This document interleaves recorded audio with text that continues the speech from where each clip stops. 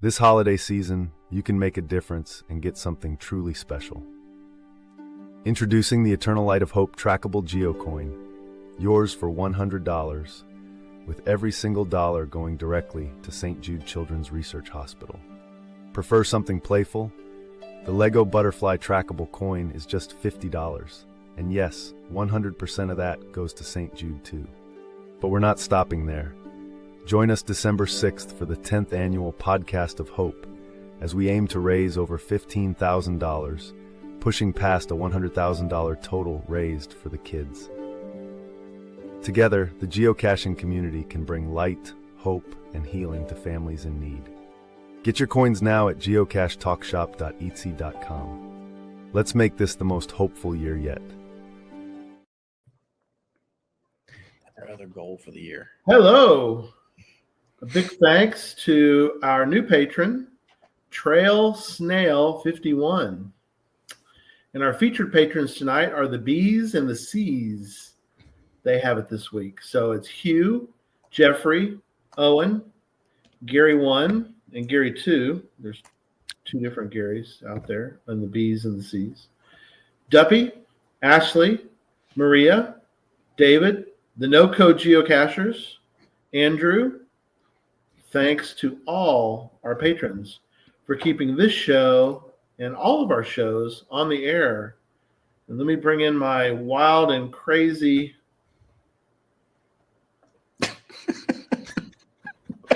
co-hosts. What was that, Gary?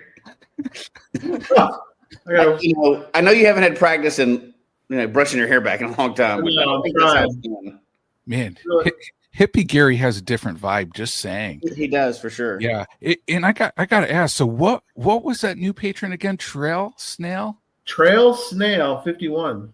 Oh man, I love that name. That is so cool. That is so cool. Do you think there were 50 other ones first, or? I guess so. I don't know.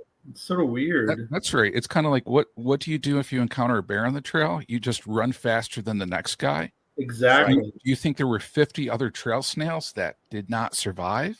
Is that what you're saying? That's what I'm saying. Yeah. No spookies. This is important.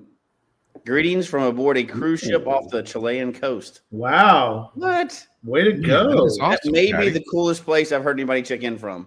Yeah, it's awesome. Oh, we got the humorous people in the room dying to get started.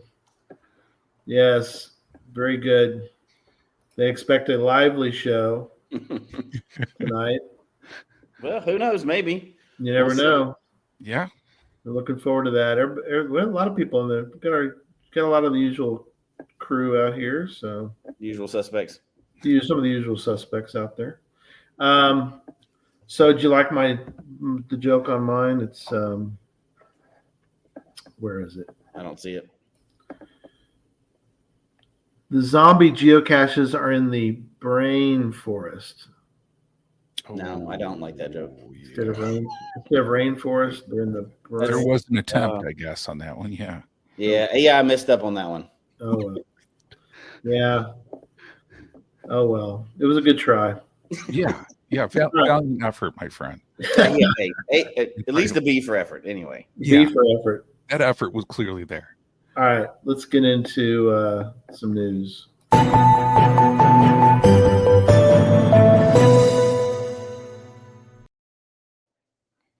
Don, what news? What news do you bring today? Oh man, Gary, the news is twig, my friend. This week in geocaching, where we talk about all the great things in geocaching. And man, I love Mel Allen back in the day when he did This Week in Baseball. Right. By the way, love this that. Week Love that. Geocaching. Yeah, we should get AI Mel Allen, I guess, to do an intro.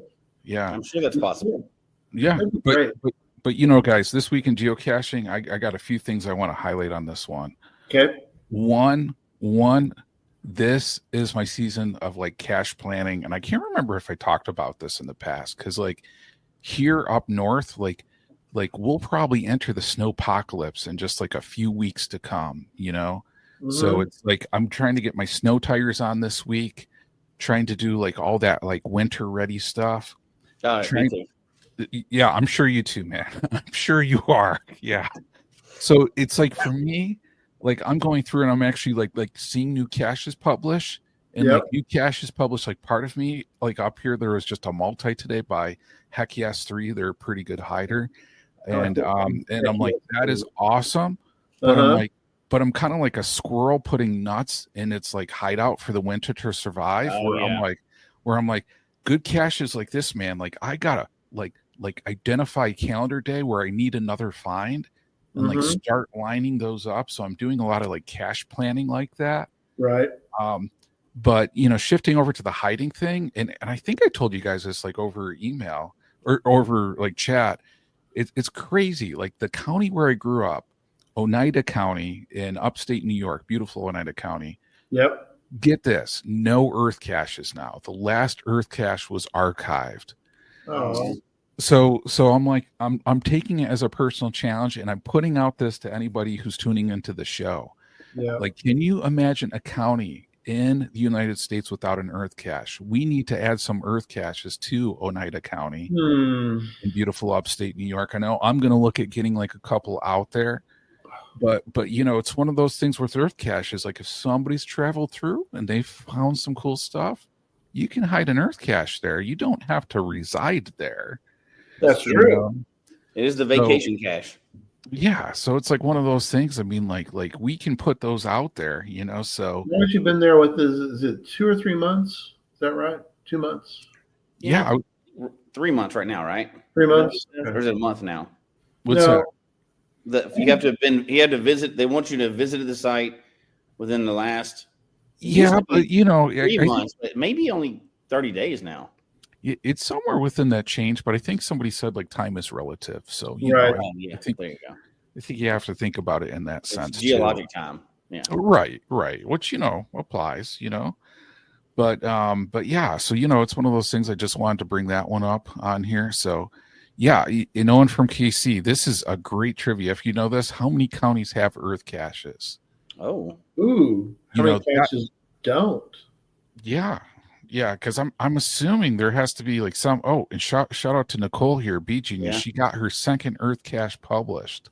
Yeah, she's killing it, and she's not doing like cheesy little ones. She's doing good ones to start. Like the first two are good. Yeah. No, man, big shout out, Super Chuckles. Hey, y'all, thank you for joining us, Super Chuckles. Appreciate it tonight. But yeah, so a question for you, John, up in the top. Oh, okay. Let's bring it up, Gary. Let's bring it up. Let's see. They want to know if you're their biggest fan. Oh man, What about the Chiefs? I guess. Yeah, I am a really big fan of the Kansas City Chiefs, guys. Really big one. There's a story I told before the show that I probably won't get really into the exact specifics right now, but my dad was from Missouri, and my parents met in Missouri, so it was the team I always grew up rooting for. And I don't know if you guys can imagine this, but being a Chiefs fan in beautiful Western New York, I feel like I'm an evil cowboy in a movie where I'll wear my Chiefs gear and I'll walk into a supermarket. Yep. And it's like the whole place goes dead, and people like give me this look like, what are you wearing? Yeah, you know, but I love them. Yeah, Debbie, go Chiefs. Yeah, exactly. You know, I love them too. Okay. I love them too. But okay, to finish up my twig, I'll finish up, guys. I'll finish up, I swear. I got a quick one too. So I'll let you. Yeah. So two big things. One is kind of a teaser, and I kind of think it's one of the things we can all talk about, but caching goals. Yep. The rest of the year and for next year. So I'm working on mine. I'm doing some planning on that one. Cool. Talk more about it soon. But you know, a big thing too is looking forward to some events coming up. Like my friend Fishing Gal, she's hosting an event coming up in the next couple of weeks. So I'm really looking forward to that. And I don't know, I just love like good local events, like like local ones, you know, right? Like when it gets dark this time of year, you know, to me, I just love that. So anyway, so that's kind of my general twig. And I had pickle pizza today, which was awesome. Just saying, from a drive-through, and it was a drive-through. Yeah, think about how often you had a drive-through pickle pizza. That sounds sketchy. Man, that sounds. And it's sort of one of those things where, like, when have you ever had pizza handed to you through a drive-through window? it takes talent because like you have to finesse that large box and kind of slide it through. Yeah, you have to kind of turn it on its edge. Right, And then right. And then the challenge, door. right? As a driver, you get it. And then Yeah. of course, like we all know, we all have our pizza delivery bags that we then have to slide it in. So then like I have to slide it to the passenger seat with Jody, and like Jody kind of has to like finagle it in the pizza bag, you know? Yeah. Hold on a second. Wait. Yeah. We're not just going to gloss over that. What? We all have our own pizza delivery bags. Yeah, don't you guys have your own pizza delivery bag to keep the No. pizza warm? We're normal people. No. Really? No. Really? Just you, John. Do you really have one at your? You really have a pizza? He really delivery does have bag one. you Yeah, bring home with? absolutely. Yeah. Keep it warm on the way home.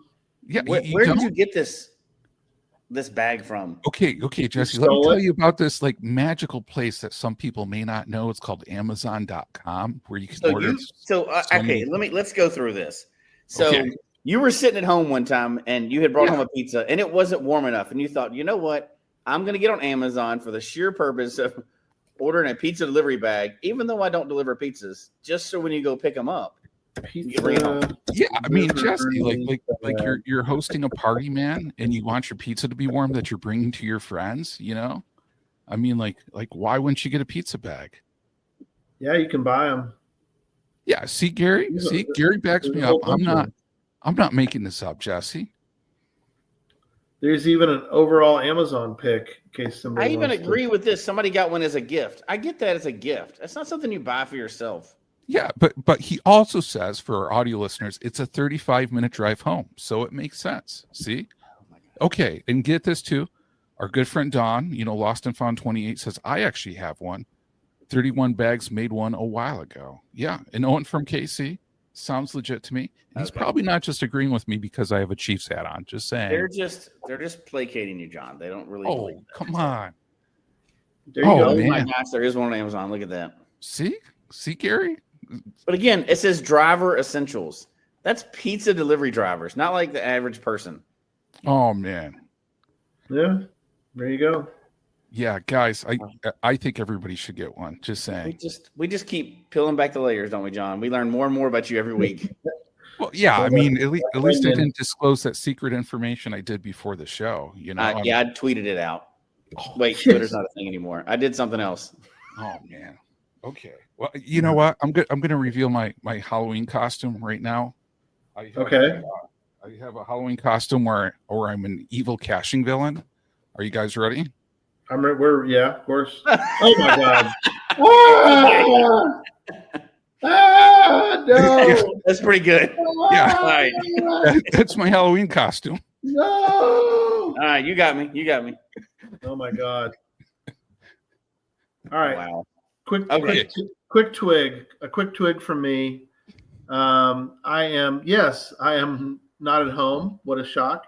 I have beautiful artwork behind me that the hotel has provided. I am down in Taylor, Texas. I'm helping to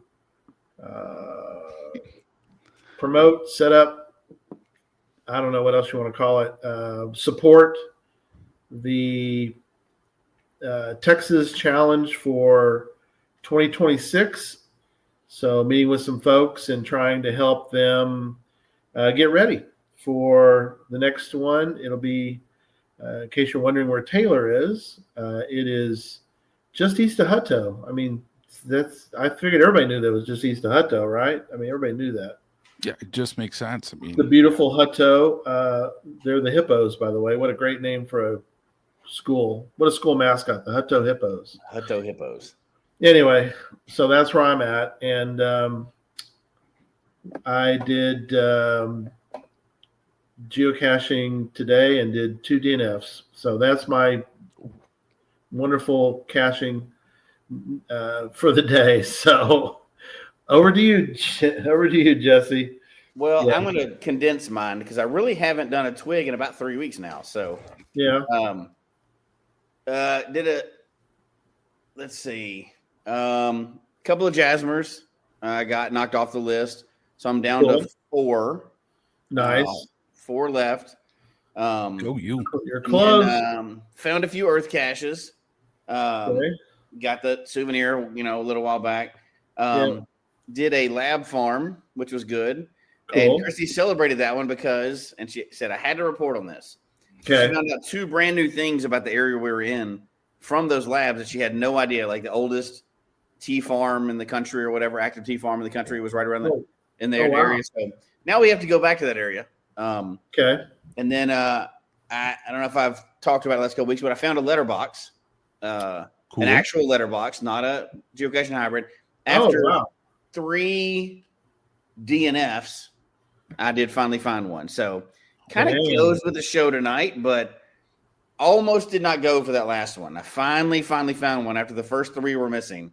Like and legit? not a lot of comments on them and everything else, but I finally found a real one, and it was decent. It was fine. You know, it was only letterbox. It was not a geocache. Legit letterbox. Wow. Legit letterbox. Yeah, with the actual hand carved stamp in it. It was pretty awesome. That is cool.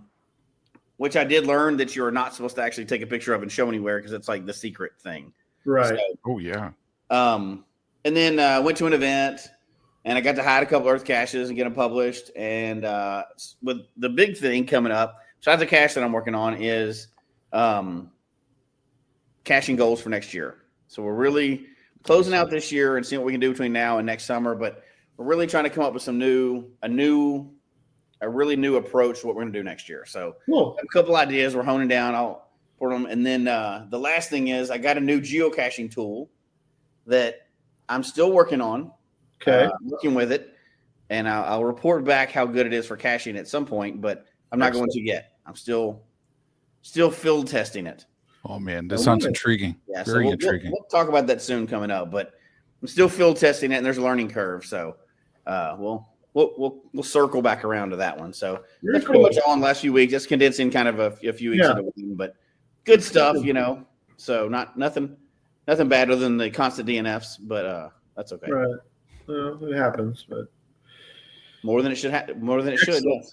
Excellent, because you know what? Some of those caches that we DNF today, maybe there's zombie caches. I haven't gone back and looked, but let's talk about zombie caches. And if people are wondering, what is a zombie cache? John, do you want to describe what a zombie cache is? Okay, I'm going to take the baton, guys, and then I'm going to pass it over to my good friend Jesse, since I know he's been zombie hunting for a long time and is a very passionate zombie hunter, and I think he's going to apply that to geocaching too. But anyway, zombie caches. So this was an interesting one. What is zombie caches? Because when we posted some polls on social media saying like, have you ever like vanquished a zombie cache? Pretty much like the 3 options were like, yeah, of course. One was like, no, and then another option was like, what is a zombie cache? And what is a zombie cache? There was like a lot of people who actually selected that. So they're not really familiar with this terminology. And it kind of got me to thinking to this one, who actually coined the term zombie cache? Was that here on Geocache Talk, or was that somewhere else? But it's a great. We've been using that term for so long, but I'm not going to say that we're the first person to use that term. Okay, but I mean, just thinking about a zombie cache, because we kind of talked about hunting archive caches, but I mean, there's caches that aren't archived yet, and yeah, TKD Scouter 5362, Tony says a cache that just doesn't die. So, which is great, right? I mean, that makes sense. A cache that doesn't die, so it's not dead yet, but should it be? And I don't know, Jesse. I mean, how would you further define a zombie cache? Yeah, just using an easy definition, I think what I would say is it's a cache that's still in the field, but the owner's gone. Right. So it's a unsupported cache that's still listed and may still be in the field, but the owner has left the game and is no longer in contact at all. Okay, yeah, I can agree with that. Which is very interesting, because I think we've all found them. I mean, there are some zombie caches out there. You don't know they're a zombie cache. You find it, it's fine, everything's good. You just log it, you move on, but you don't realize there's nobody behind it. There's nobody supporting that cache any longer. Yeah. Usually only comes up when there's an issue, right? But do we have any idea how many zombie caches are out in the world? I guess we'll never know. But John, you did some research. Oh man, yeah, I love number and I love data, right? So for me, just thinking like, what's the indicator that we have access to? And really back in the day, it would, you do a cache, you'd see that little wrench icon. And back in the day, the old terminology was needs maintenance, so you would have a needs maintenance flag on your cache. Yep. But now, when you look at the attribute, it's owner attention requested. Right.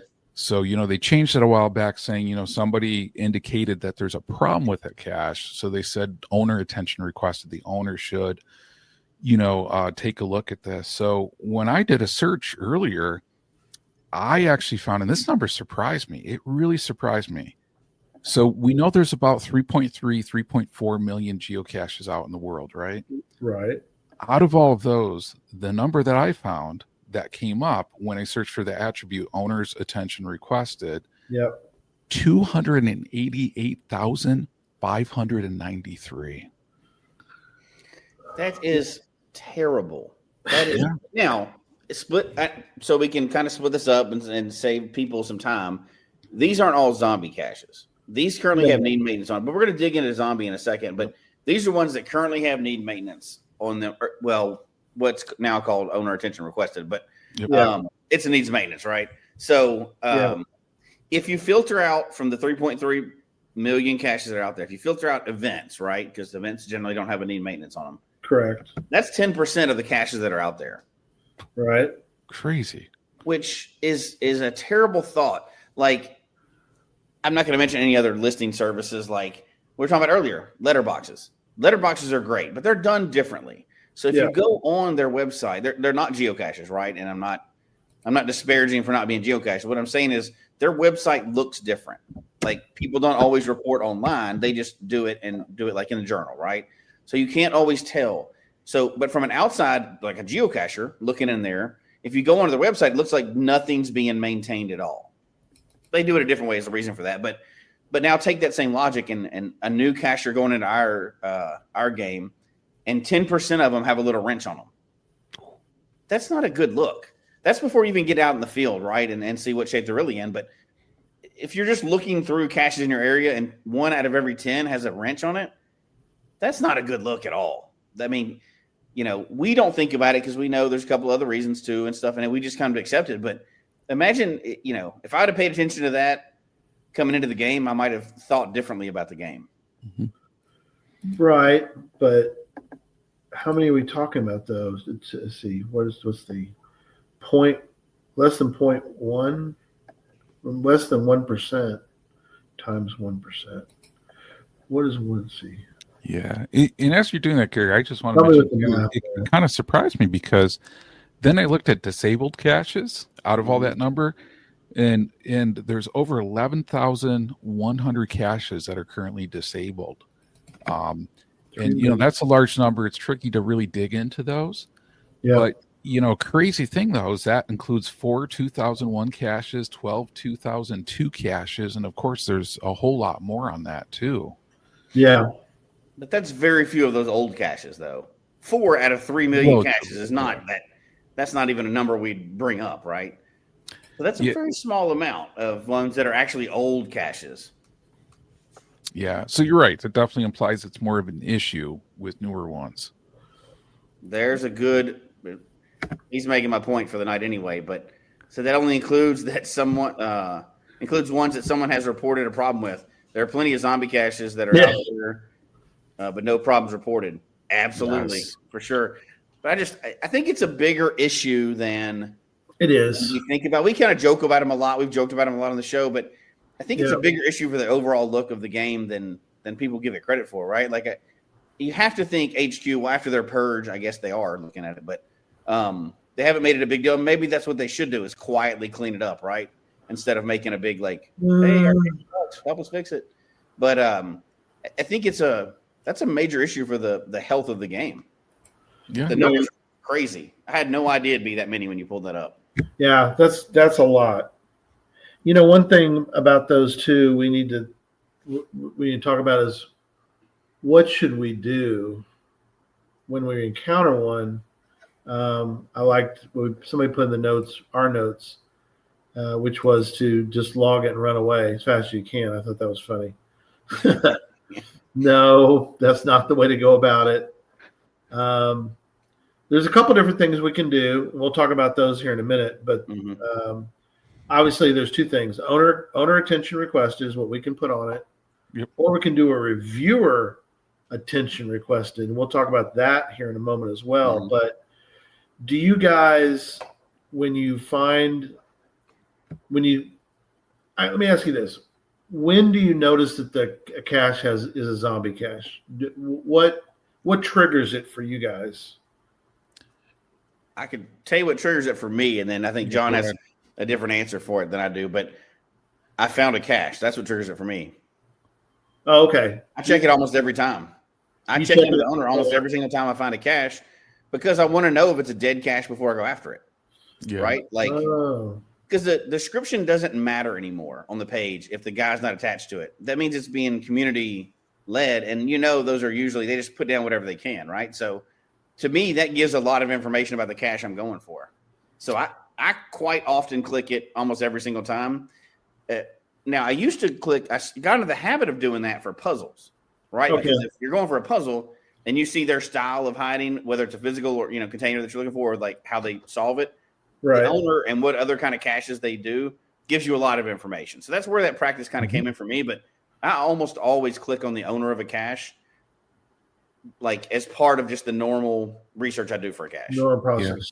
Yeah. So I'll add a little to it. So for me, a lot of times it's kind of like I'm taking a look at a cache. So kind of thinking sequentially, I'm looking, right?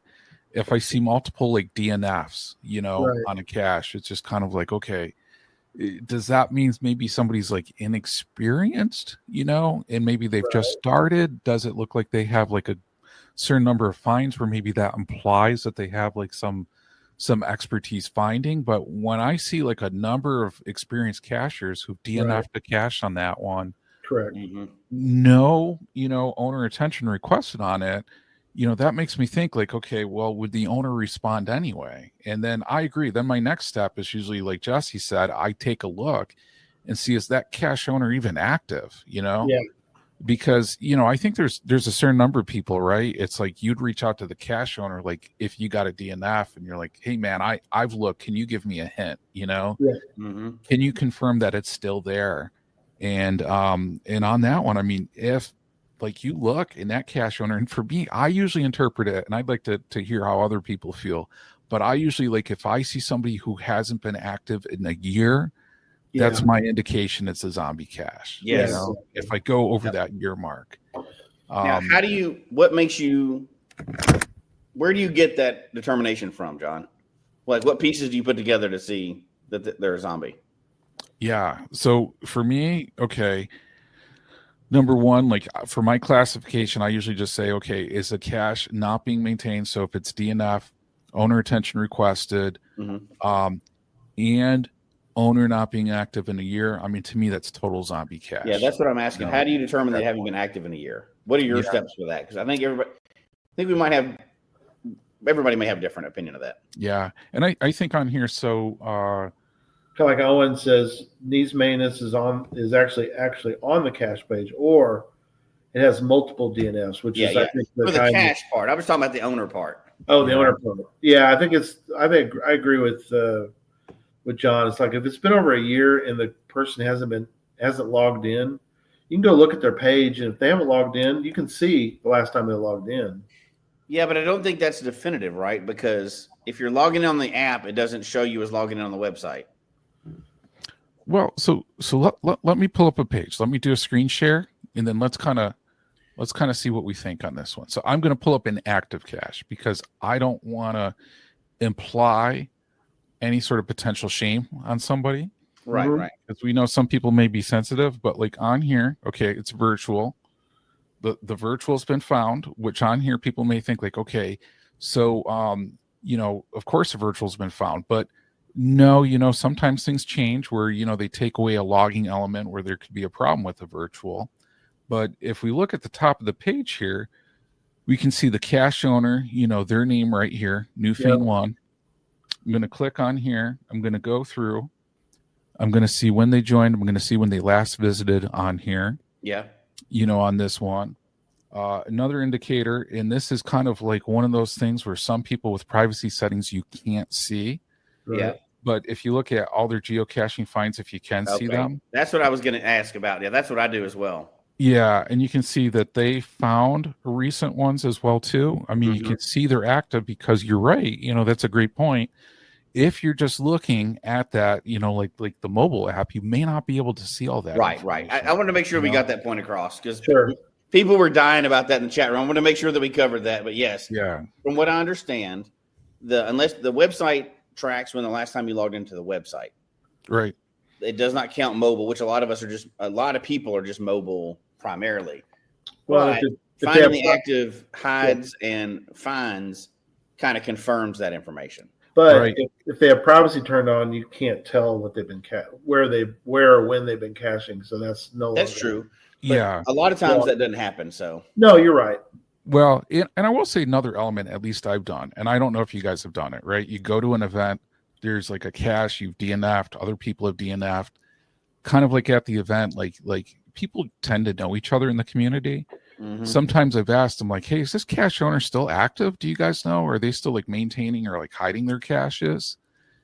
And then I've heard in the past before, like, oh no, that cacher's out of the game, sometimes they're just out of the game. I mean, sometimes, maybe somebody who's passed on, there could be different reasons, of course.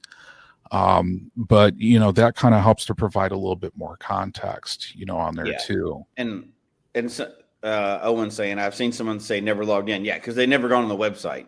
But that's your first clue a lot of people look at. And then you look at the only real information is hides and finds. If they haven't hidden one or found one in a year, there's no other parts of the game other than that, really.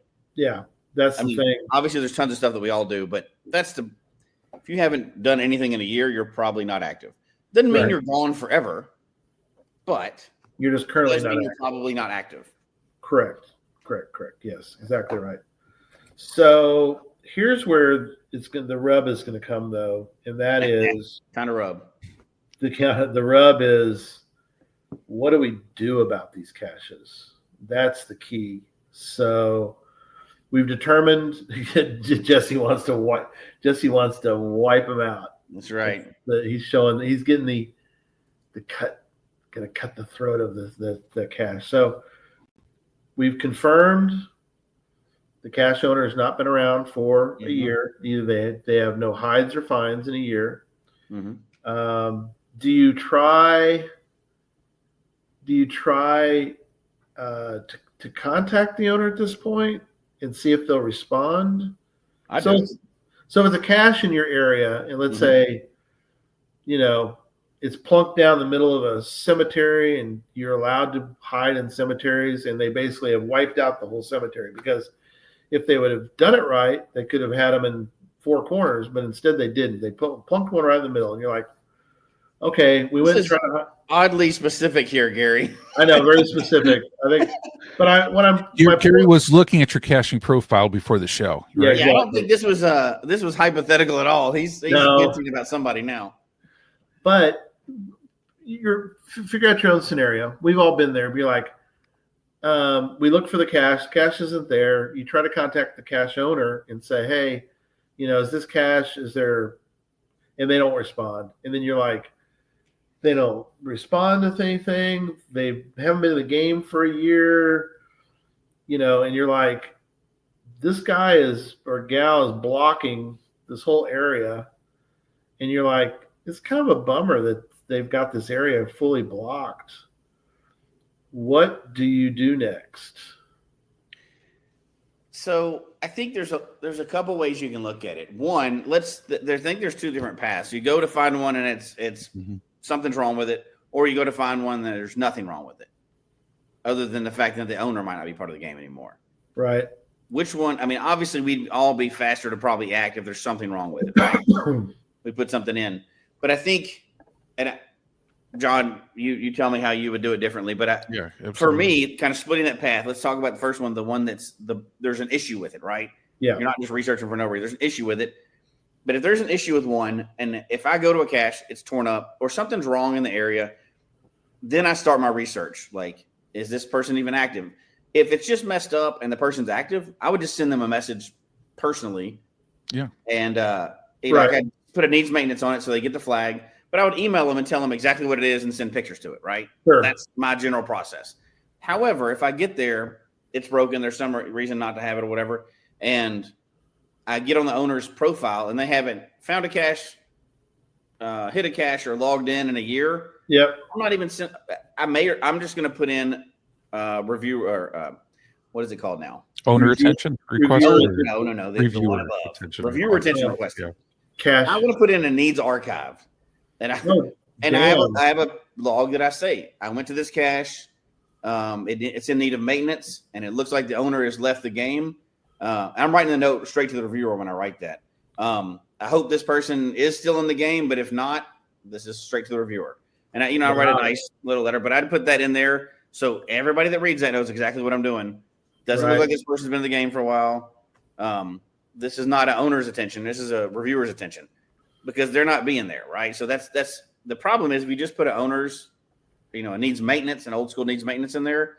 Right. That doesn't go to the reviewer necessarily. There's need maintenance on there out of those 288,000 caches that have been on there for years. Right. Because if they don't clear them, they stay on there, right? So that's not triggering anything else. I go to the next step. That's what I do. Yeah, and I hear Jesse. I mean, look, like for me, like usually, because and I think Jim brought up a great point. Clear the game board, because the one thing, and I guess I'll start with this, right? Is it's like when I started caching, and I think I've told this story like a few times. Like I started caching in my area, and there was a wave of cachers that got out of the game due to various reasons. Right. A couple of things with that is one, as we described, I mean, the caches that were out there weren't being maintained. They were poor quality. They were the ones you were opening up and it was like moldy, soaked log, everything else. And you're just like, man, if a couple of people find these, like they're probably not getting into the game if these are their first couple caches, Right. But, and from there, talking with the community and figuring out and saying like, okay, these cache owners are clearly out of the game on here.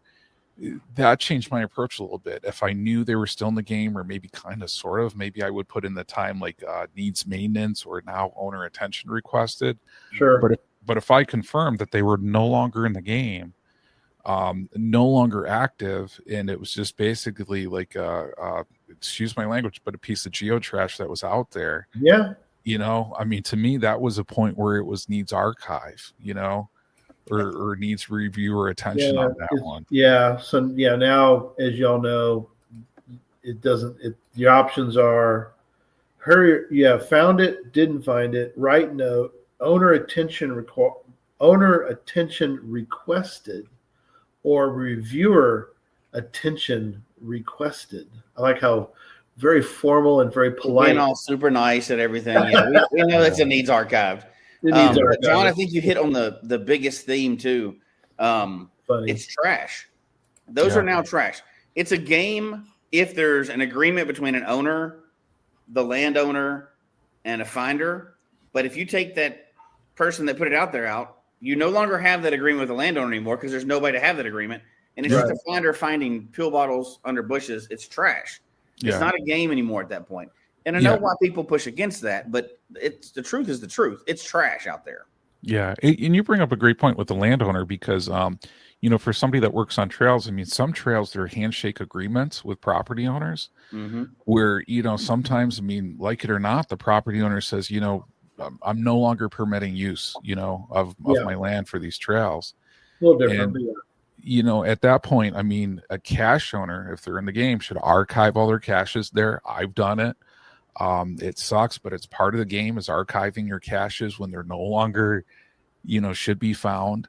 And it's one of those things, like if somebody hasn't been in the game for a long time and they still have caches out on land that no longer has approval for that land to be used, that can create a long-term challenge to using that land for recreational purposes. Let me ask you a question, guys. Let me go a different route on this. So, this cache, we'll come up with this other scenario. So there's a cache. This will be another non-hypothetical scenario. Non-hypothetical. Yes.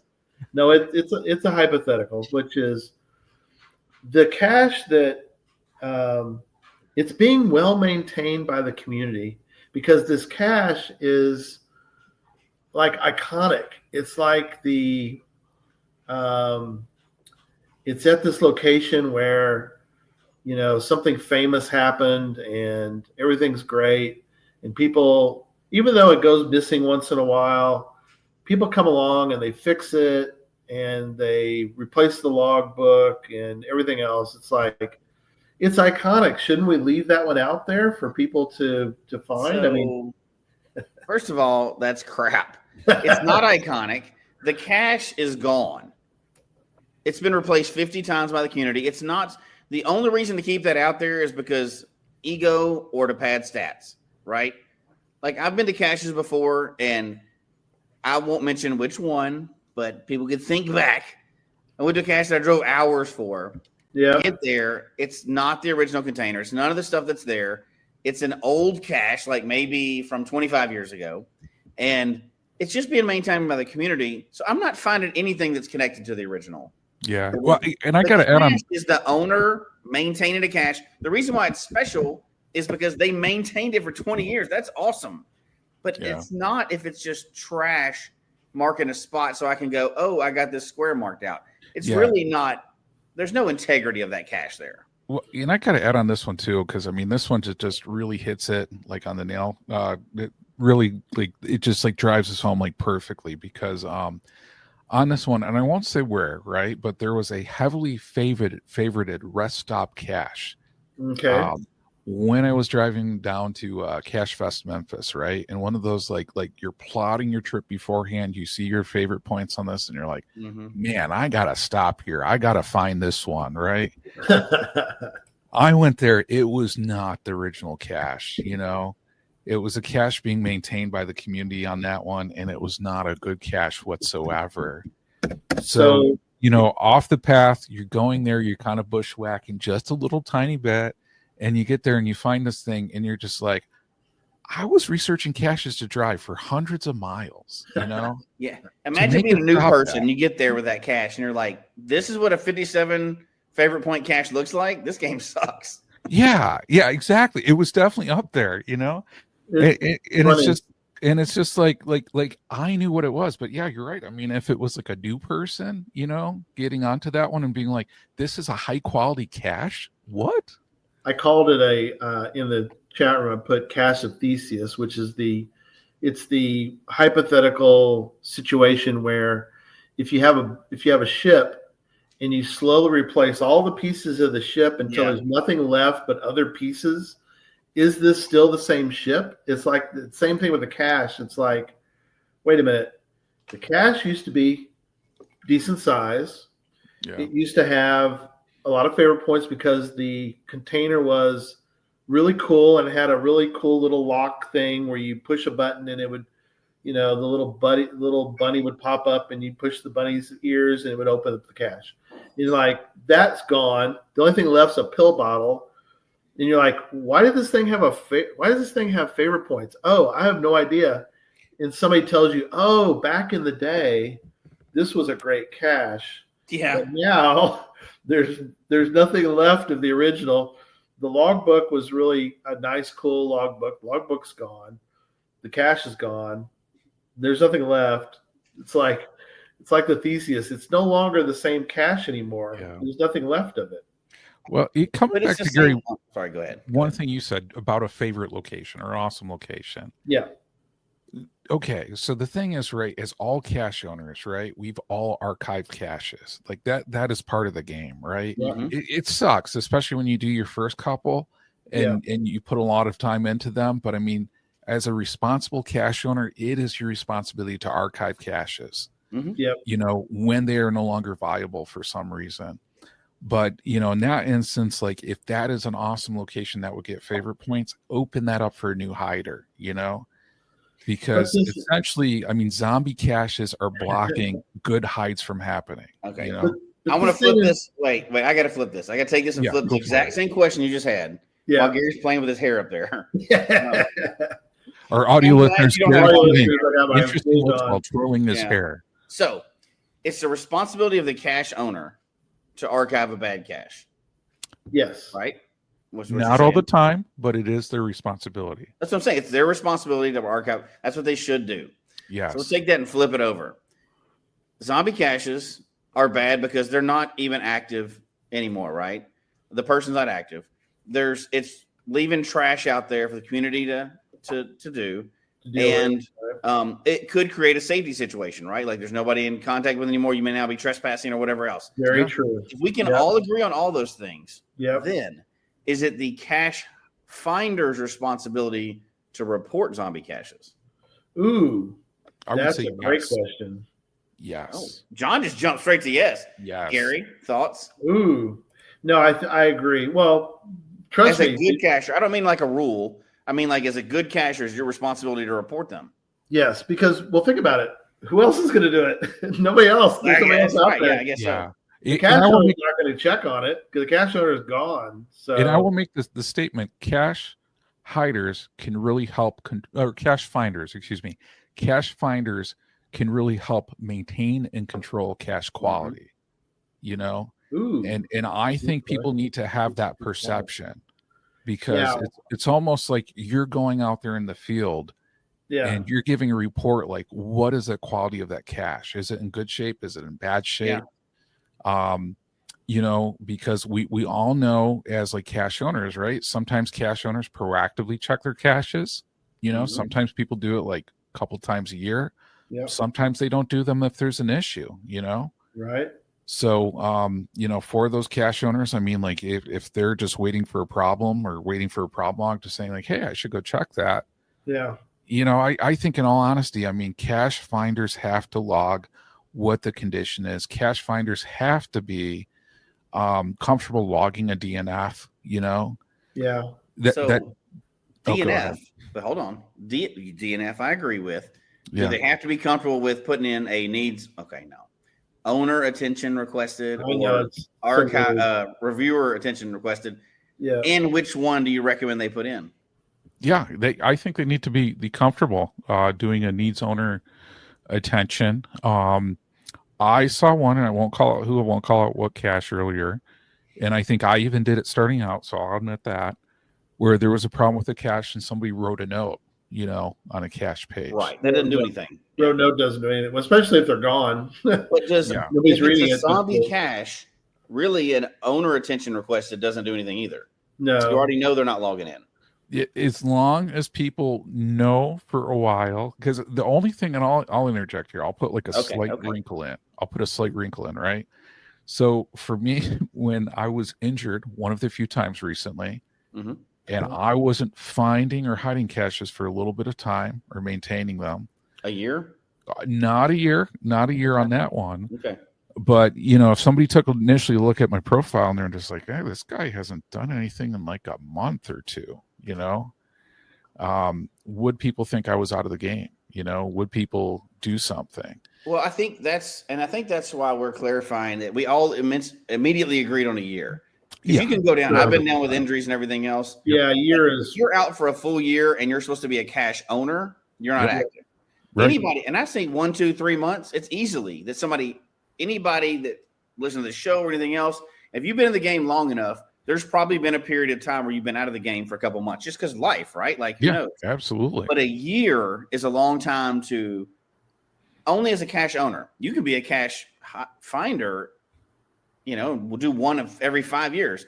That doesn't matter to anybody. You do it at your own pace. But if you're a cache owner, you have to stay active. And a year is a long time.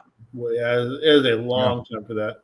So before we digress too far in the direction I'm about to send No. We're not letting John off the hook. He didn't answer the question I asked. Okay. Come on, John. Put out there, Jesse. Owner attention requested, or with a zombie cache, should it be a reviewer attention requested? Right out of the barrel. Yeah. No, if you clearly know a cache owner's out of the game, you know, really reviewer attention requested in my mind makes sense. You know, because the other one doesn't do anything if they're gone, right? So if it's more, the reviewer could do something. The reviewer one absolutely does. It signals, but the owner attention requested. John pulled up 288,000 of those. Those didn't all happen within the last week. Right. Yeah. Those have been there for a long time, right? So that one doesn't have a foolproof process. So I think you have to jump to the next level. And one thing we should mention, Jesse, because on here too, and I know not everybody knows this, right? So if you have that wrench, that owner retention, we should mention how you get that cleared, because I don't know if everyone actually knows how you get that cleared. And I think that's something important people need to take away. That's true. So the way that you clear that is if you do maintenance on your cache, which you should if you're a cache owner and not a zombie cacher, I guess, is you go in, you do a new needs maintenance log on your cache page, and not needs maintenance, you mean owner maintenance. Owner maintenance. Yeah. And here, let me pull up one of mine. We know what you meant. Yeah. While you're pulling that up, real quick question, because I don't want to go too far down this road, but I want to go down this road briefly. And that's something Jim mentioned, which is not just report, but to remove. So should we be removing geocaches? No. Okay. Not until they get archived. Once they get archived, now when I report one in, I lock it in, like I put it on a watch list. But watch list. If it gets archived and the container was out there, I'll go grab the container and trash it or whatever. Right. But I'm not going to leave it out there knowing it's archived, because that's just like we talked about archive caching, right? I think that is 100%. I don't know any other way to look at it than archived cache that's still out there is trash. Right. It's 100% trash, right? So that needs to be removed for sure. Yeah, exactly. Yeah, absolutely. So I pulled up our audio listeners one of my caches, Operation Sci-Fi Attack of the Pineapple Pizza People, GCB6 2D8. And on here, it's a good example. It's if you go down, you can see somebody and in here, they found it. So they registered a smiley and said, could not sign because log was wet, super cute container on here. Cool. So one step they could have taken is actually putting on here an owner attention requested. That's true. I go through and I take a look at mine. So what I actually did is I did an owner maintenance log saying the container has been replaced. If anyone ever needs a hint, always feel free to reach out. We are always happy when our caches are found. So if somebody posted like a needs owner attention, that would have cleared it. So, just to walk through that, if you're a cache owner, you go in, you log the cache, you go in, owner maintenance, doing all of that, and then you can see actually right here, after completing maintenance, use this log to describe what changed and to remove the owner attention requested attribute. Correct. Yep. Otherwise, it'll stay there forever. Yeah, absolutely. And when you look at some of those 288,000 caches out there that have that attribute on, there's some that have been found like numerous times, like after this. And it's one of those things, like people just need to do this to remove that attribute. I think people just don't know. Yeah. I think people don't know. But the problem is, like, there's 288,000 of those out there. Now, many of those are from active cache owners that have not fixed it. So there's really no way of knowing how many of those are out of the game, because you can't do that without some research, right? Right. Exactly. Unless HQ sets something up that automatically does that, and you can't do it without research. Yeah. And who knows? I mean, if HQ has something like that behind the scenes, that would be interesting to know. Yeah, I think it's, just like I'm thinking of many other sites, but it should be they should be able to have something automatic so it doesn't bog down reviewers that says, like, after 12 months, their account automatically goes gray or something, or it marks them as inactive. And an email is generated to them that says, hey, we noticed you haven't been in the game in a while. We want you to come back. If you don't come back or respond like they do normally with on the emails for needs maintenance, your caches are going to be archived and taken off the game board. I think that's what they should do. We're CETO people, right? We're not supposed to be littering. So as an organization, if we know 10% of our caches out there need maintenance, or maybe not that many, right? If we really filter through it, but what if it's half of those? 5% of the caches we have out there, 1 out of every 20 are trash. There's nobody even maintaining them anymore. That seems like something they should push as a major rollout of, like, hey, start checking these caches, whatever, and be ready, because after 90 days, these are zombie caches officially, and go get them for some reason. How do they get people to go clean them up or whatever? And I wonder if they're testing this process with the Earth Cache purge that they've been doing. That's what I was thinking. Maybe so. I hope they do. They're going to get pushback, though, because people are going to say, we're losing caches. Well, hide new ones. Yeah. Or that cache is special. If it was special, somebody would have maintained it more. You know what I mean? And I understand there's people that pass away. There's other things like that. But just like many other caches, there's an awesome cacher in my area, and let's say he passes away, right? Yep. Okay, that's not a cache that's there anymore. Archive that cache, put out a memorial cache to him or whatever. True. Do something in remembrance of him. But it's not. There's no legacy there because the cache and the cache owner are not a part of it anymore. It's not being maintained. It's not an active game piece. It's over. So we're trying to hold on to nostalgia, like somebody mentioned, like the ape cache. Come on, you didn't find the ape cache. If you go and find this new one that's been unearthed or what, okay, that's the same one, sure. That thing's been dead for years, right? Now, it gets you an icon, so we do it, but that's not the same experience, So, that's not the same site. That's not the same owner. That's something totally different. So we're holding on to what's not real.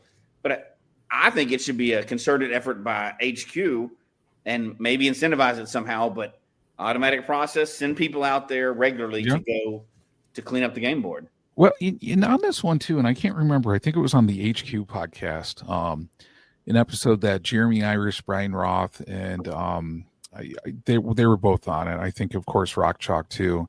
And I think one of the things that Jeremy was saying with possible use of NFC tags, and we've talked about NFC tags, on here on Gadget Talk, check out those episodes if you're not sure about NFC tags. But he was saying, should caches have NFC tags? So that people could go out there, they could scan them, and people could refine caches and then confirm quality on them as well too. And I kind of like that because I know for me sometimes, and I haven't done it lately, but what I used to do is if a cache had a whole bunch of DNFs, especially on one of our trails, right? Mm-hmm. And I knew where it was, I found it before, I'd go out there. And then if I could confirm the cache was no longer there, I would then do a log on the cache and just basically saying hey, I found this cache years ago. This is not here. This cache has had a recent bunch of DNFs. I do that. I used to do that as well on my trails that were on my route for caching and stuff. Yeah. I would stop by and find caches that I knew had been there, in previous years or whatever. Yeah. It's just part of being a good cache community owner. Absolutely. Right? Being a good part of the community, I think. Cool. Let me ask you a couple other things too. We got some great notes in here. You guys did a great job this week of putting. So here's somebody asked about the ape cache. Yeah, so allegedly the original container was found. Okay, the cache had been dead for a long time and not maintained. So it's not that I'm making fun of the ape cache, which I have other reason to make fun of, but it's that's not, even though the container was found many years ago. If it was, and that's still, that's great. It's a great fantasy story. I love the story. But they found this original container. Nobody messed with it, whatever. I think it's real. The cache has been dead for years. It's not a 20-year-old cache. If I had a cache now and then take it out of play for 15 years, put it back in, it's not 16 years old. So there's true. I understand why they did it, to prop it up, to let people have a chance to get the ape cache icon, without going to Brazil or whatever. But there's some continuity issues there that, if you read comic books, you understand what I'm talking about. There's some. They went to a different world to keep that thing active. So that's just, they went outside the normal world, which I've also said many times, Geocache and HQ can do whatever they want. It's their game board. If they want to call that an ongoing ape cache for years, they can do what they want. They got it. Beep, beep, beep, beep. They got it. It's done. So that's what I was talking about with the ape cache, separate than the zombie caches that somebody talked about. Are there any caches that are exempt from being archived? No. Really? Yeah. Now, having said that, I'll say what I've said before. I think historic caches that are determined to be historical, like in record for some reason, like Mingo or things like that, the year 2000 caches, stuff like that. I think HQ, and I believe they have the idea, should reach out for those that are deemed truly historical caches. Like, we can't if you let any less August 2000 caches exist, your Quad Jasper is not a quest anymore for people. Correct. Right? So I think on those, instead of just community maintenance, the way those should be preserved is HQ should reach out to that owner or assume ownership once that person stops, because they can. Other people can't assume ownership of stuff, but they can preserve things, right? Like there's a plaque at the, the oldest cache plaque, that kind of stuff.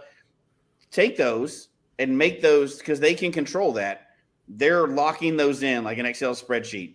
Any of these other ones can be archived. These are locked in. So if they don't determine it to be historic, just because you love Jim down the road and he had the coolest caches, that doesn't make it actually valuable in the cache community. Mingo, the oldest cache here, the oldest cache in the state, that does. And I think they should lock in those. Outside of that, nah. So how do we determine? So for example, let's say all of a sudden somebody realizes that January of 2001, oh my God, we've just not paid any attention to it, and now we're down to 5. Do we try to historically keep those 5, or do we let it go? They're not historic anymore. Again, if this is outside of the HQ comment, right? You're talking about just something else random. I'm just saying if they preserve some of them, they should. But the whole point of Jasmer caches being good is that they've survived 25 years. If they haven't survived, it's no longer an accomplishment. So what happens though? Let's face it. I mean, Jasmer, right? I mean, like, there's a reason why you can only do 4 loops right now, right? Correct. Yeah, and that's because caches have been archived. And but what happens though, John? If we down to, let's say somebody has done. I mean, we just sort of didn't think about it. We go, wait a minute. I think there's only 5 January 2001s left in the world. Do they all of a sudden become historical? Or hold on. First of all, you're talking about 3 million nerds not noticing. Okay, yeah. There is zero chance that we're not going to notice. Probably not. Oh my gosh, there's only 4 of those left in the world. So when does it become historical? Every day, man. Hang on though. When does it become historical? Let's say everybody's watching it. Like, okay, we're down to 12.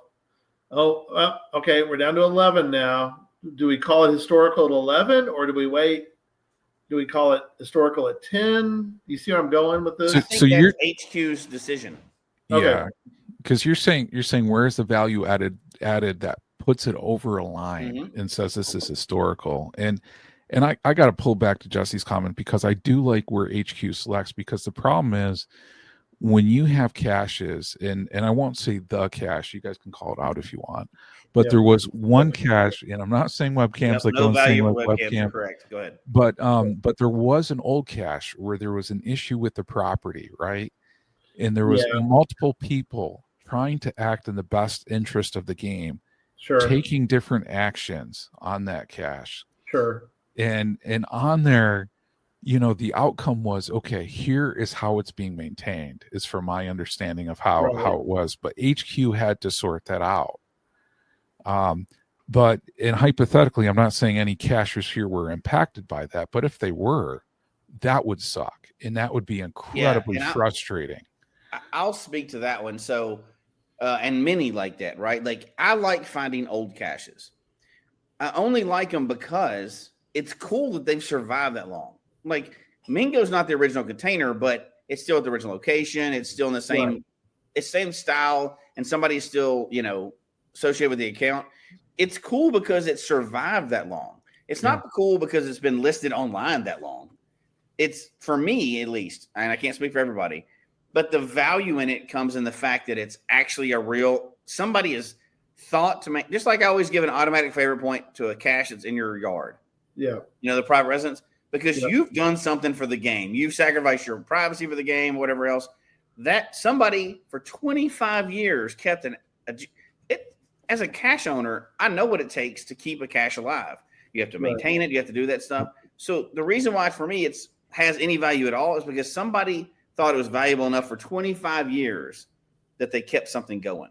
They put that effort into the community for 25 years, not just because it was listed online and that spot 25 years ago, somebody decided it was cool. I don't think it has any value anymore if it doesn't have that history and legacy with it. Right. It's an interesting thought, though, that if we do get to a point, and Owen brought up about webcams. I know, Jesse, you've spoken about that, but is there a point where I guess that's different too. It's a cache type. We've lost cache types before. We've never lost all of the May 2000s, for example, and we never will. But our cache types, should we maintain zombie cache types like the webcams? Hold on, I'm laughing too hard at Lost Kin's comment. between locking in an historical cache for Jasmer and locking the last US ape cache. They're both make believe. I can't find caches for dates before I started caching. I had a friend that said, with make believe things, I can love make believe things. He said, how many people in the world love the Millennium Falcon? Does the Millennium Falcon exist in the world, or is it just because it's make believe and it's tied in with the story and all these other things that provide all this incredibly nostalgia? But you don't know. Yeah, but my little buddy growing up had a toy Millennium Falcon. I didn't believe it was real. You didn't? Yeah. So I guess the idea, or one of my final thoughts on this though, is that at some point, again, it's like, as you said, Jesse, HQ is going to determine what's historical. So yes. So let me ask you all this. So what about because we're starting to get toward the end, but I got a couple more questions for you. Go for it. Fire. Okay.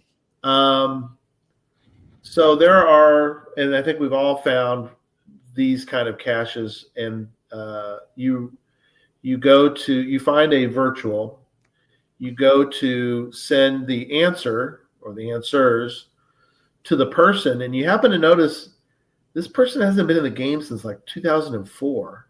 Mm-hmm. So do you just go ahead and send the answers anyway and just move on with your life, or do you then put in a reviewer attention requested? So for virtual? It's a virtual.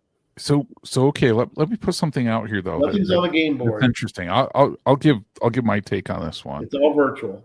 Because for virtuals and earth caches, it's interesting. I don't know how many you guys have logged, but like where you've submitted something, and from my understanding on the current rules, and let me know if I'm wrong on here, after you send the answers in, you log it. You don't have to get confirmation from the cache owner. Correct. As to those, but the process is you send in those answers. Sure. Yep. So you don't need to get confirmation, but your intent is you send those answers in. Yeah. Sure. But there is a large amount, at least from what I've witnessed, virtuals and earth cache owners that do not reply back to confirm in the game, whether they're active or not. I don't know, on those. I just followed the logging protocol on that. But here's what I would tell you too. That's where the purge came from. Yeah. They're not answering. The earth cache. They don't answer.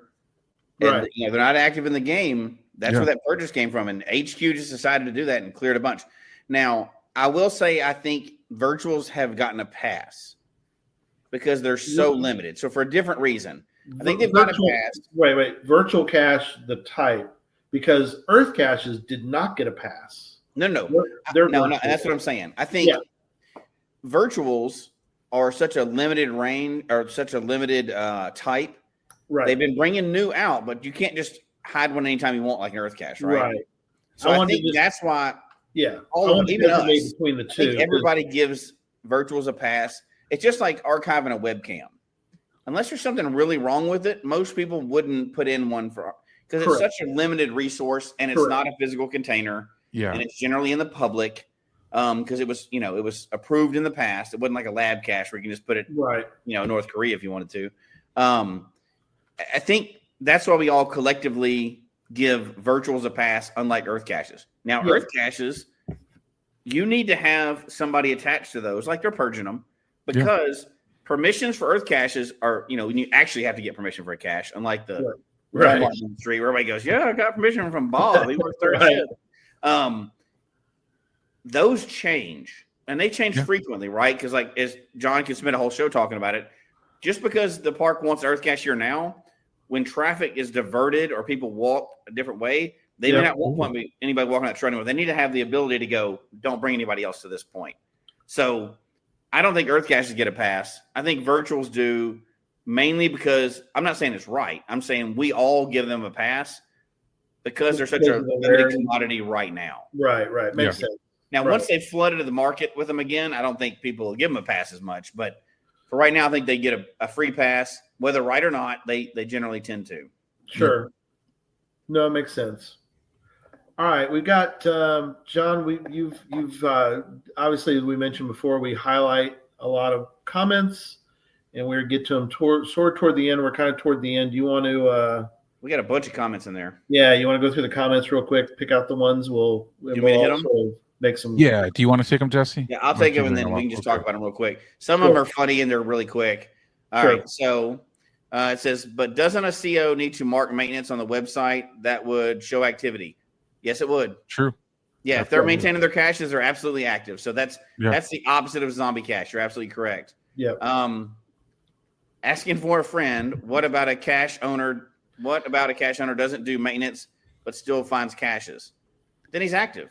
They still should maintain their caches. Correct. But that's kind of a different issue. That is an active owner. They're just a crappy owner, right? Right, it's a crappy owner. Yeah.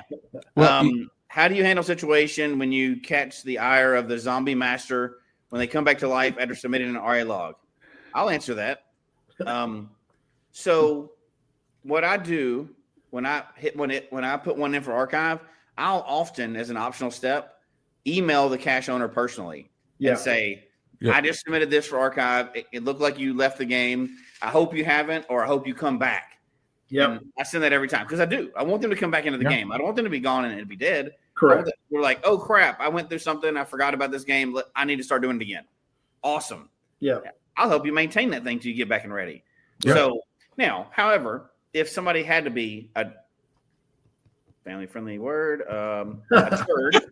Somebody decided they wanted to be a turd. Okay, there's turds out there all the time. I don't care. Yeah. If you want to see me, I was gone on a trip for a year on a boat and I wasn't able to get in. Okay, cool, dude. Whatever. On a desert island.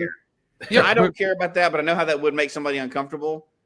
But I think you could do like this guy in Texas that I know that was too scared to. No, I'm not gonna tell that story again. Okay, let's move on. Go ahead, move on. All right. I would definitely prefer a cache be archived so something new could be put out if possible. Yes. Who wouldn't want another Smiley? What do you think about that, John? I love this comment by Nicole because certain times like cachers who have zombie caches have prime locations, have awesome locations. That's true. And one of the things I think for cache owners to be cognizant of, or I even as myself, like doing trail caches, I don't want to hide a cache every single spot on a trail where one could be, because I want to leave an opportunity for newer cachers to get into the game on here. Absolutely. So, part of refreshing that game board is just that constant churn of archiving caches and newer caches getting out there. So I agree with Nicole. Love it. All right. I hate finding an old cache with many favorites because it's old and I find junk. Yeah. Kind of lends to that same thing, right? Like you're not really finding the old cache. Yep. That old owner's not there. That old container's not there. Nothing original is there. Yeah. You're just finding the spot where a cool cache once was. Well, and I'll flip this in place too, because even if the owner is currently active and has done that, archive that cache, man. Put a new cache then at that site. Because if it is not the same favorited cache on there, it's not the same experience. Yep. It needs to be gone. Yep. I've had caches like that. Sometimes it's not a zombie cache, but an old yeller cache. You just need to take it out back. Get it back. That's out of control. That's how you do it. But he's correct. All right. Funny story. I did a true zombie cache, severed hand on brains in Morgantown, West Virginia on the rail trail, and a dog walker saw it and called the police. Ended up in the local. Oh my God! Ended up getting the local paper over that one. Oh my God. Yikes! That's a great story. I love it. Oh my God! Crazy. At what point does a cache go from lonely to zombie? When does zombification occur? I think the big difference there is it's not the cache that's a zombie; it's the owner that's a zombie. Yes. The cache cannot be found for a long time, and that owner can still be active. It's just a hard cache, right? Puzzle, terrain, or something like that. It's not the cache being found; it's somebody being connected to it to maintain the cache. Yeah, correct. All right. If HQ is preserving the year 2000 cache, will they then start doing that with the 2001, 2002? Oh, interesting. Yeah, that's what I was referring to earlier. Was like when do they become historical? Mm-hmm. I mean, 2000s are historical. They maintain all those for the most part. It's the first year, right? That, to me, seems history, 25 years. But again, what if we do start to slowly whittle down January of 2001 and we're down to like 12? I mean, and people are like, well, do we try to keep all 12 or do we keep 4? Because we got to have 4 for quad. I understand that logic. But I'd also say a streak is not a streak if it's not continuing. It's not special anymore. So at some point, when we get to 50 years of the game, do we want to say that, we've got this cache that's been, maintained for 50 years when we all know it's a lie? Right. That's not cool. Yeah. It's not a cool stat anymore. Now, if we maintain one for 50 years, that's amazing. That's really crazy. But at the same time, at some point it has to go, okay, this was the oldest cache, but it's not really there anymore. Now it's just an artifact, right. Whatever it is. Put some tributes out to it, whatever. Yeah, and I want to put out there because, I think especially those first year, right? Like, as we've mentioned, they're valuable and treasured because they're rare and they're unique. And even for those 2001 and 2002s, if there were fewer of those, because to me, like, I don't know about you guys, it's still interesting because, like, a lot of times I'll find a 2001 or 2002 one. It may not have a ton of favorite points, right? Mm-hmm. Why does it not have a ton of favorite points where an older one 2000 does? It's because it's more rare, Yeah, absolutely. So, if there were fewer of those could make those more destination caches, for people. So, I don't know. People hate to see caches go, but it's kind of part of the game, man. In case you were wondering, go ahead. Here's the vigilante caching. I do like that comment. That's our last comment. I like that because I know what it feels like. It feels like you're, cache police or whatever. But I think we kind of have to be in some sense, and that we need to make sure that we're presenting the best game for new people to come in. The game doesn't last if new people don't come in, and new good people don't come in, right? They're not going to come in if 10% of our caches are trash. That's not a good way to stay. But I think I really do believe that it's kind of our responsibility when we go out to a cache to check and see, is somebody still active with this one? Is this a live cache or just a dead cache? I don't care if you get a smiley first before you do that or not, and I wish HQ would start some kind of program where they would, reward people like, hey, you get a badge or a souvenir, like, hey, this is a zombie cache hunter. No, they wouldn't do that, of course. If they would do this is a Ceto hero or whatever, a Ceto, this guy's doing Ceto. He gets a badge on his profile for it. He cleaned up trash for us. HQ can't hire people when they archive them to go clean up those. So it has to be the community to do that. Yeah, and I'm going to pen what you're saying too, because I think the community, with the local community, the local caching community is so critical. Because I think a lot of people, when they're traveling through town, if they see an issue with a cache, they won't necessarily dig in. Like, how active has the owner been? On here. Maybe if it's an incredibly unique or special cache they need for a challenge or for a county, maybe they will be a little bit more invested. But for a lot of people, it's just, did I find it? Yeah, okay, I found it. It's good. Yeah. And then move on. So I think that the impetus is really on that local caching community to help maintain what's out there. And, okay, would you like to be able to say that when somebody comes to your town to geocache? Yeah. Like, let's say you don't live in New York City, but you live in just a regular town somewhere. Yep. I would love to be able to say, if somebody's coming to visit me, hey, I'm coming in to visit, let's go caching. Or, just maybe not that direct conversation, but I know they're coming in to cache. Guess what? I know our game board's clear here. Yeah. Everything here is maintained. It's active. I can take the pride in knowing that, go to that town. That's our town. We all keep our caches active there. It's a good game board. It's a good representative of it, whether you have awesome caches or not. But you go to the town and maybe 20% of yours are trash. They're going to, that's not what you want for your community. Yeah, not at all. Not at all. We've been joking about January 2001. Do you guys want to know how many January 2001 caches are left in the world? Nope. How many? You want to take just a wild guess, a wag? I'm going to say more than 23. I'm going to say 87. Well, you're close, Jesse. There's only 66 left in the world. Oh, okay. There you go. 66. So at what point do we start protecting? Because here's the thing. We're talking, of course, U.S., but this game is an international game. At what point do we try to maintain 4 of them in Australia, or we try to maintain 4 of them right now? So in Australia, there are only. So Gary, if we're maintaining it, is it really still a 2001 cache? 6. Is it still a 2000? If we're maintaining, if community is maintaining this cache, that is no longer an active cache, so it has not lasted since 2001. Well, same thing. It doesn't have any value anymore. Well, neither do 2000 caches that are being maintained. I agree, and I think that HQ, and I think to answer this issue for that, only of the first year, I think they should go in and preserve the original caches because which they have. They should go in HQ as the company and preserve any 2000 caches that are out there. They should preserve. Okay. If the owner's not out there anymore, they just keep it alive with themselves because they own those original 2000 caches. Yeah. You know, it's a good idea. It's just a matter of inches after that. Do you keep 2001? Do you keep 2003? What do you do? Yeah. I think you keep that first year, and that's the ones that you keep alive. Okay. Knowing that they have a caveat at this point that they're not really alive. If the owner's left and HQ takes them over, they're kind of heritage caches. But you can still use Jasmine or whatever for, you can still do some of those things or whatever, but they're not really the original cache. They're heritage caches at that point. Yeah. And I value what you're saying, Gary, because I know when I started to kind of clean up my local area, I had this conversation with another cacher because it was a 2006 cache. And I was like, I've looked for this for so long.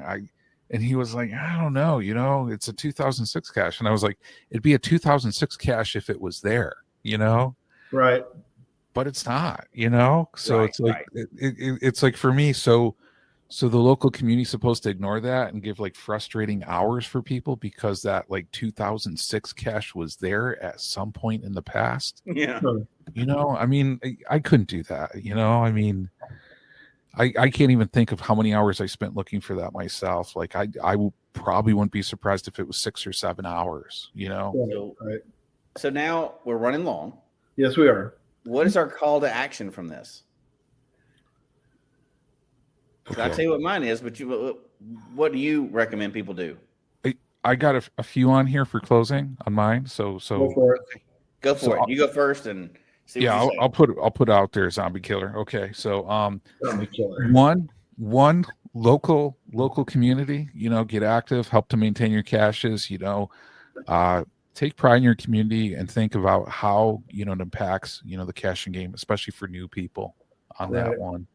But we should feel no shame logging DNFs, logging owner attention requested. Shouldn't feel shame for logging, reviewer attention. Those are all part of the game, and that's why they are there. For cache owners on here, I do want to bring up adoption. I think it's been mentioned. I, was really appreciative. There was a cache owner in beautiful Western New York who was getting out of the game, and he posted in a group, and he just basically said, "Hey, I'm getting out of the game, on this one.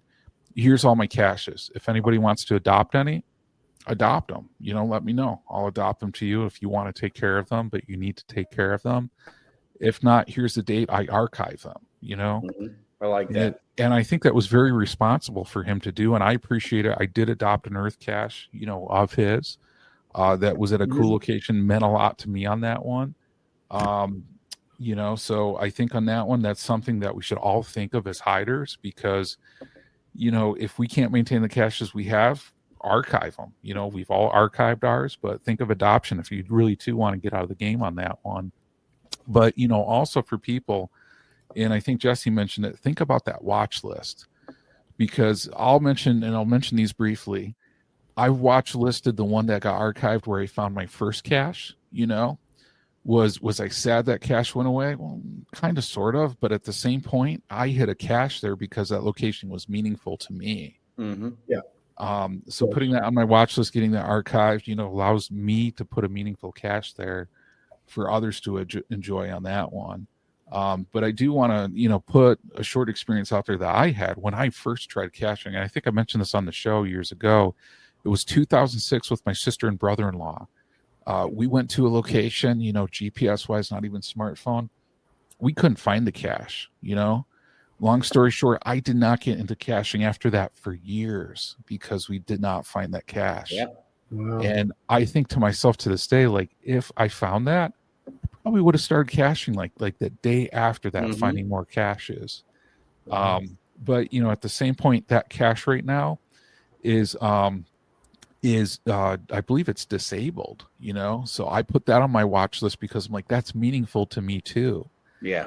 So, think about like those, like, locations. And Nicole asked that one where, great point. It frees up more spots for other people to hide, especially if the locations are meaningful for them to create a better experience for people. So just some general thoughts, but I love the show. How can we create a better caching experience for our community? Yeah. Love it. I like it. I think in the chat room, Nicole summed it up for me. Maintenance means both replacing a full log and cleaning up the board game. Yep. Yes. We had to clean up the game board, and I'll say two things, and I'll say them real fast and pass off to Gary because we're running so long. No problem. One, I do think that's part of our responsibility of playing the game is keeping it clean, because people are going to leave the game for whatever reason, and I think we have to kind of police our area so we can have pride in our area. Like you're not messing with anybody in the game. We want them to come back. I'm hoping that message that says, hey, your thing's been inactive for a long time. I hope that brings them back to the game. Oh, I forgot about that. Now we have another player back, right? Yeah. They were before. But I also think this is the call to action for the cachers out there. I think you have a responsibility to do that. Put it in for needs archived or the new, reviewer request, attention requested for ones that are not active anymore. I think that's just part of what we have to do. It may seem harsh, but that's what they have to do. But I think the call to action for HQ is I hope they continue this. Not that they're going to let us know ahead of time, right? Right. They didn't check with us first, but I hope they continue the purge with the rest of the caches and clean up the game board because it's great that we have 3 million caches out there, but if 10% of them are trash, that's not healthy. That's unhealthy by any standard, right? So I hope they do something to push forward, and we may talk about that again in the future. But I think for now, it kind of falls to us to help those reviewers clean up the area. They don't have the time. If they spend the time doing that, they're not going to be, publishing new caches. So I think we should be going out there doing it. That's that ongoing CETO that I think we have to do. Yeah, no, I completely agree. Jesse and I have put out needs archived since that time when I asked you to do it because I was scared to do it. But those days are gone. I do, not very often, but there are times when I will do that. I do agree that it is time for HQ to do the purge. It's time to purge all these zombie caches that are out there because there are a lot of people who have, sadly, we've lost a lot of people in the game, but we have new people in the game. So we should be excited about new geocachers. We have a lot of them now, and we just need to purge out a lot of the caches that have been out there. It's time. It's time for that. So this was interesting. Good conversations, gentlemen, and we have an upcoming show. John, correct? Yeah, so guys, it's crazy to think it's like end of October. So this Tuesday we do not have a Tuesday show, but the Tuesday afterwards, the first Tuesday of November, we have train puzzles. So Charles and Tom are turned into trains, and Tom looks a little bit more comfortable as a train. Just have to say that. So Puzzle Talk is going to be on the first Tuesday of November. So stay tuned for that one. It's going to be an awesome show. Awesome. Well, guys, that was great, and thanks everybody for your input. Thanks to the chat room for being there and being so active. And we will see y'all down the road. And don't just talk about geocaching. You need to go geocaching. See you next time. Good night, everybody.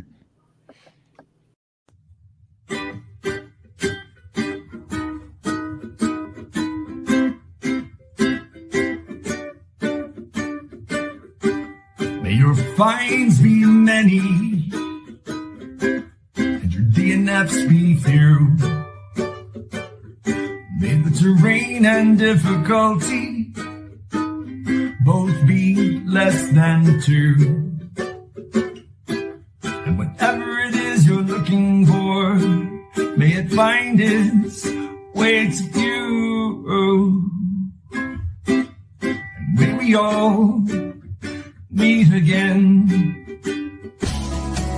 Folks, we hope you've enjoyed the show tonight. Please email us your comment at geocachetalk@gmail.com. Don't forget to follow us on Twitter, Instagram, and Facebook. The show can be found on Apple Podcasts, Stitcher, Radio Public, or Spotify, as well as at the Geocache Talk website. Don't forget to click that subscribe button below and ring that bell notification so that you can see and hear the show on a weekly basis. And tell your friends about the show. Get them involved with us in the chat room. And until next week, don't just talk about geocaching, go geocaching.